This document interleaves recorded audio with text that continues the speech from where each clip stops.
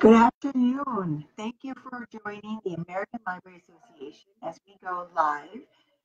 My name is Kristin Pekoll, and I am the Assistant Director for ALA's Office for Intellectual Freedom, or OIF.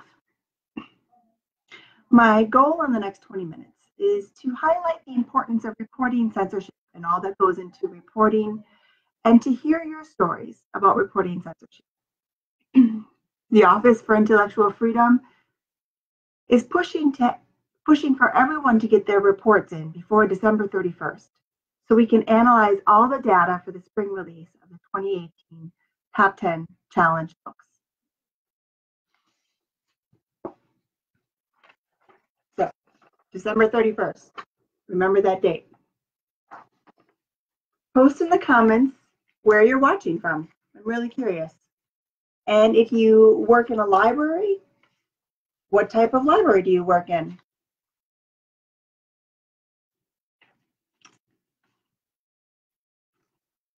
Send up a like if you've ever experienced censorship. You know, the little like thumbs up button.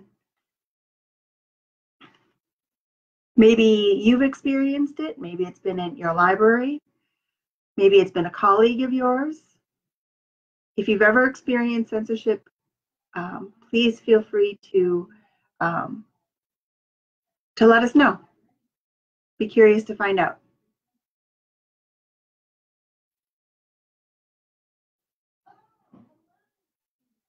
Okay, so I'm wondering if the situations that you have been involved with, the censorship, have they involved library materials? A lot of times they involve library materials. Sometimes we receive reports about banned books, obviously, challenges to books in the collection. But we also get a lot of reports for DVDs, music, magazines, databases, games, you name it. Sometimes it's a formal challenge with the forms filled out, the policy followed. Sometimes someone hides the items in their office. Or maybe it's hidden inside the library by a patron. This graphic here talks about some of the different challenges that we receive here in the office. Sometimes they're books. That's the 67%. And sometimes it's a library program, a display, access to the internet, or even the ability to get a library card. We track all of these kinds of challenges. In fact, I have a game for you to play. In the comments, type A, B, or C. Which is not a type of censorship? So the first one is, it's censorship if a principal removes LGBTQ books from a teacher's classroom collection. That's A. Or is it B? Is it censorship if a university LibGuide is taken down by an administrator because of complaints of bias? Or C, is it censorship if a librarian draws underwear on a children's book, illustration of a naked child? What do you guys think? Would you be surprised if I told you that the answer is D, all of the above, that they're all considered censorship? It's not about the type of material. It's not about where it happens. It's not about who censors it. It is about the situation. Every unique situation has issues that we want to know about. And so until it's reported, until we can talk about it, we don't know for sure. So some things qualify and some things don't. It's complex, and there's a lot of different censorship reporting out there. A lot of different censorship that's happening that should be reported out there. But the good news is that there are passionate and devoted people, you, who are speaking out and pushing back against censorship by reporting it. And there are multiple ways of reporting censorship. You could report via the online form. This is easy. It's 10 questions. It can be anonymous. It can be confidential. It takes maybe 5 minutes. Anybody can report censorship. Just go to this website, and we'll follow up with an email if you leave it. You could send us an email. You can reach any of us at the OIF email address. You can give our office a call. We have a 1-800 number, but this is the direct line. So if you want to look up the 1-800 number, it is on the website, but this is the direct line to OIF. Find us on social media. Tag us on Twitter. A lot of times authors will tag us on Twitter, or if you don't know how to report things, or if you just forget, if you're afraid you're going to forget, retweet it and tag OIF. Message us on Facebook. You're here. You know we exist. You're watching us on Facebook Live, so send us a message if you need to. We're at conference. Come talk to us in person. We're going to be in Seattle this January. Join us in Seattle and stop in at the staff desk or visit us at a program and talk about it. We have forms there you can fill out, or you can just talk to us in person. If you're not going to be in Seattle, but you want to talk to us in person, come visit us at the headquarters. This is our address. Come on up. We would be happy to show you around. We'd be happy to talk to you about things. Send me a Hogwarts owl. I am on the north-facing side, the 3rd floor window. Send an owl my way, and I will enter in your information. So see, there's multiple ways of reporting censorship, and any one of them can be confidential. We try to make it as easy as possible.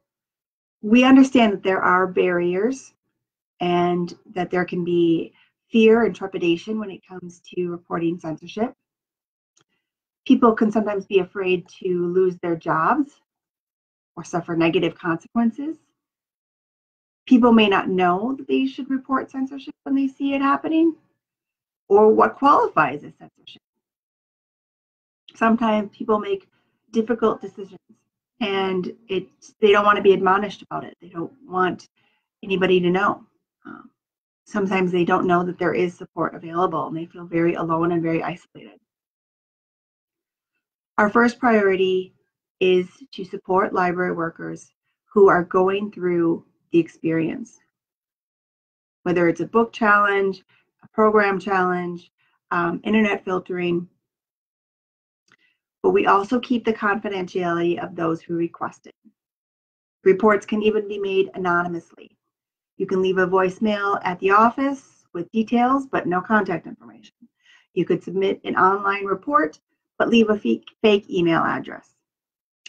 Or on page 20 of the Washington Post, leave a secret message with the location of a dark parking garage. Yes, I did just watch the Washington Post. I watched All the President's Men for the first time and loved it.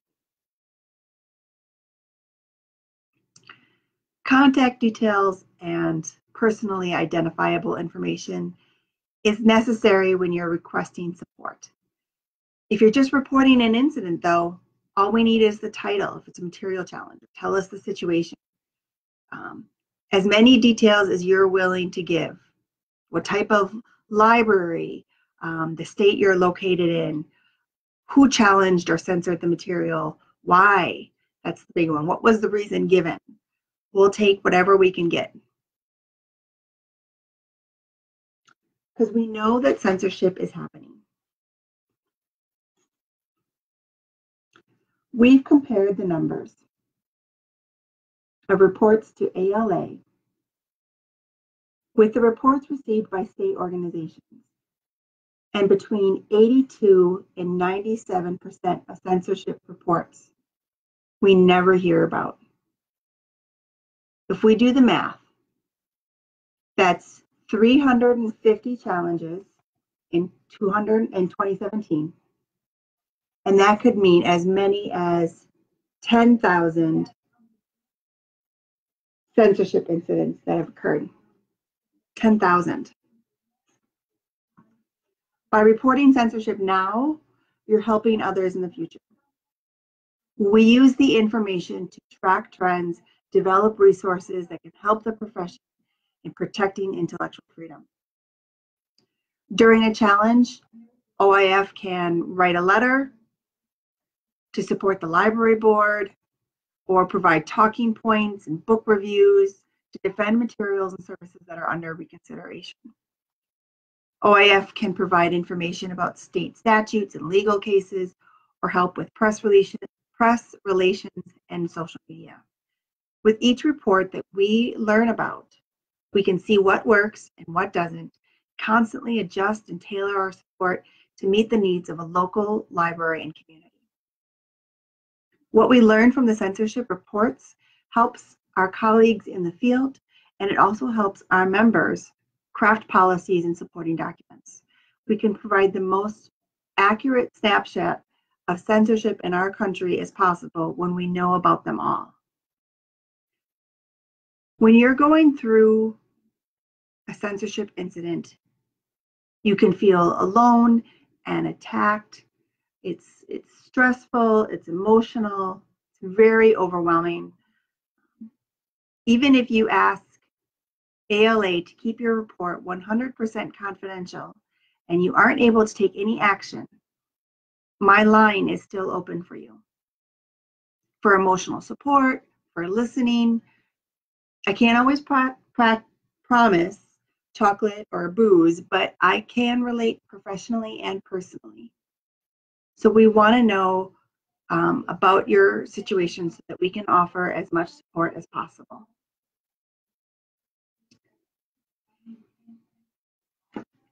Why December 31st?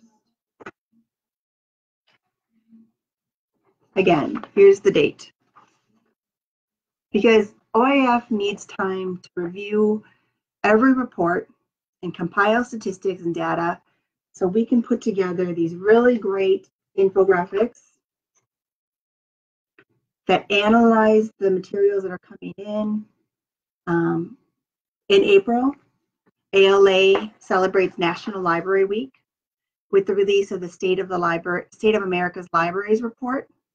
And with that, we share the 2018 top 10 most challenged books. Besides all that raw data, we need time to develop all the attractive and helpful infographics like the one I just shared with you. I mean, obviously you can report at any time, but if you know about an incident that occurred earlier this year, we'd love to get that info before December 31st.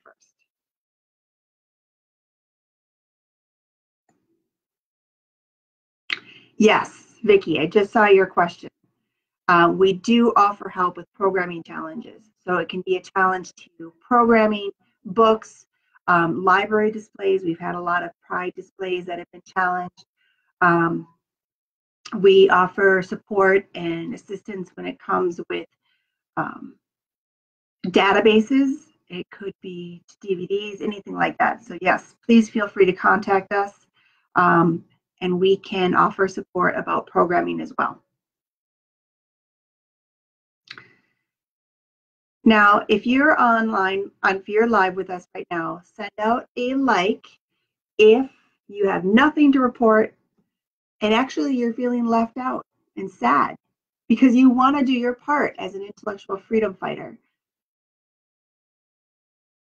Do we have anybody else feeling sad and lonely? Well, there's ways that you can get involved.